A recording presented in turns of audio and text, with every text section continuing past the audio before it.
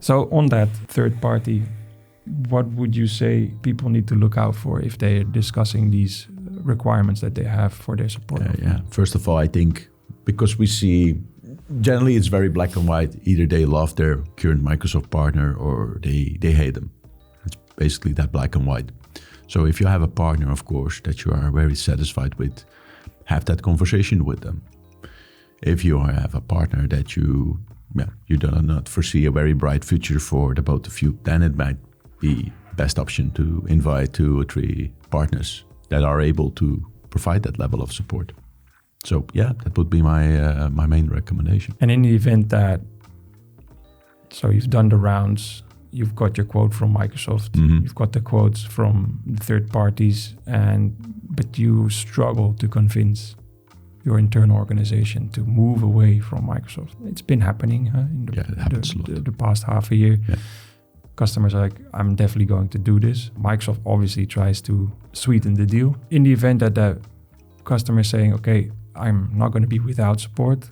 I'm happy investigating third-party support, but I still prefer going towards Microsoft if my budget allows it. How would you navigate that game? Well, we had a very practical perspective. Good one. A few months ago, we had a very practical case with a client that said, I'm so fed up and paying so much money for the unified support offering. I'm not going to do it anymore. LicensQ, can you help us with that? So we helped them find 2 Microsoft partners that are able to offer the same level of support. And we shared the challenges the client had from that perspective with them. And that partner was so convinced about the added value that they said, well, why not go dark, as we say, on the unified support offering? Just don't renew, and I will offer it for a certain amount of period, free of charge, just to prove myself, just to prove that the same level of support can be offered. And they actually did that. So that client was enjoying a 60-day period of free support. And they basically loved it. They said, this is so much more proactive than Microsoft. We have a dedicated person that's always willing to help. We can even call them in 2024, not even have to submit a ticket if we want to. We just can call them and they immediately help. That's a great added value. So in that case, the client with his own eyes, they experienced it that partners can offer the same level of support and sometimes even in the perception of the client better. So this client, real life case, they were quite enthusiastic about the level of support, but in the end, they didn't renew it. So they are very happy with the level of support. But like we said, it's the insurance part. It's not a part that can be made very logical, but just, I need the insurance from Microsoft. And for often that reason, clients do then go in conversation with Microsoft again.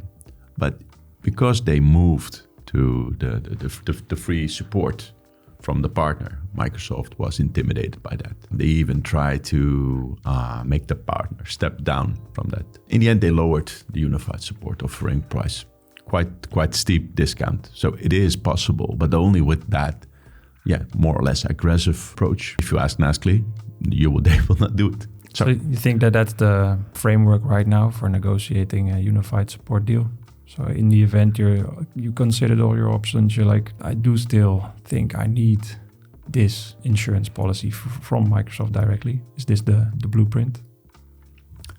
I think so. I think this is the best way it works because in the end they will escalate to CIO level and all the C level to get you renewed.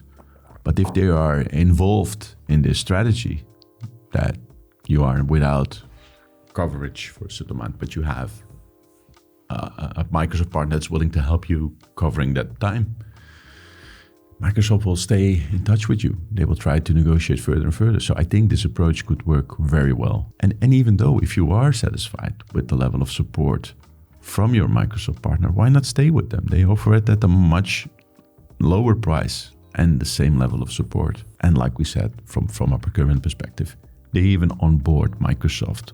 It hits the van. It's the same offering. So in summary, I guess we've talked about a lot of things. Yeah. If I try and summarize this, how to negotiate with Microsoft, we would say investigate your internal requirements first, thoroughly. Do we require everything that we have been buying from Microsoft? how many tickets, what proactive services have we used, what severity issues have we had, etc. That's a very interesting thing that you said earlier. With that information, check what it would cost to renew with Microsoft, but also check what partners you already have in your company or are out there that can help you do this same thing, get quotes from them. You should always look for the Microsoft quote to not be 10% higher than the previous annual amount, I would say. Correct. Definitely walk away from that negotiation table. Yes. So in the event that that quote is too high and you want to negotiate with Microsoft, don't be afraid to walk out, reduce support to 0 for a period of time. Yeah. Even try and play around with some of the other parties to see how they stack up. And Microsoft will usually come back. Indeed. Okay. Indeed. Well, there's a couple of things I don't think we've touched upon. So what we also typically see right now is multi-year deals. Yeah.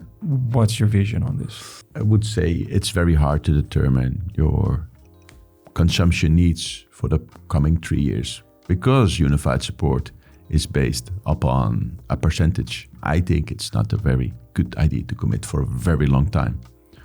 Let me explain you a brief case we had recently. So a few years ago, we had a client who implemented M365 E5. They had a very stable environment. Spend was very stable. But then they decided to implement Azure within the environment. And within the long-term unified support contract, there was a certain percentage determined for Azure. But in the meantime, the Azure spend has increased to 20 million. So their unified support contract is now going times 8 compared to the initial amount they paid. But the client didn't realize that at first. If you go into a multi-year commitment deal, you need to be very sure what your commitment level will be in the coming 3 years. Because otherwise, if you have uncertainty, I would say just go for 1 year, even though it's a little bit more expensive. And Microsoft will try to convince you with a better deal for 3 years based upon percentage level. Yeah, Microsoft is sneaky about it as well. Well, not sneaky. Yeah, so it's right there, but they will say this is your base spend. And if your Microsoft cloud services and Azure spend will increase over a certain percentage, we will adjust the price. Yeah.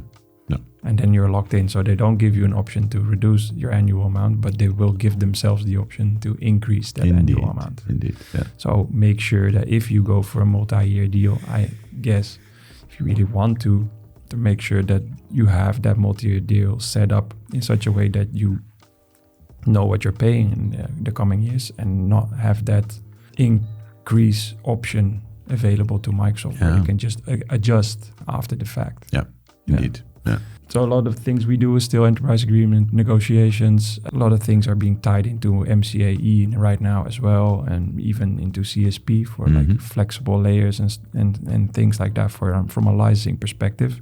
But many organizations struggling with this also struggle with their enterprise agreement renewal.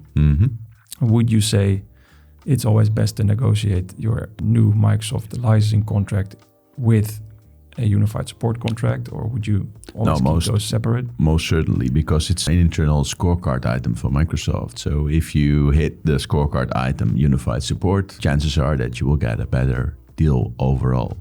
And Microsoft, in their approach internally, are always saying, oh no, it's a separate deal, so separate discount. But the reality is different because your account manager is being awarded once your unified support contract is renewed. So it's most definitely a part of the negotiation. I would say if you have different renewal dates, make sure that your next renewal will be revised into one anniversary date. That makes sense to combine everything in one negotiation. Have you also seen cases where Microsoft is positioning unified support in return for higher discounts, for instance? They will formally not tell you that. But if you have an informal conversation with Microsoft, chances are that if you have a very large unified support contract, it's good for the account manager.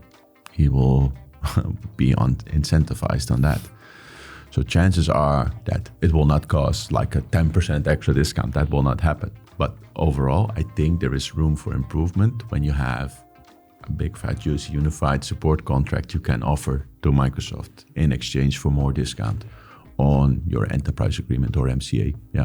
Again, in summary, combine your contract with your unified support contract, with your enterprise agreement renewal, if at all possible.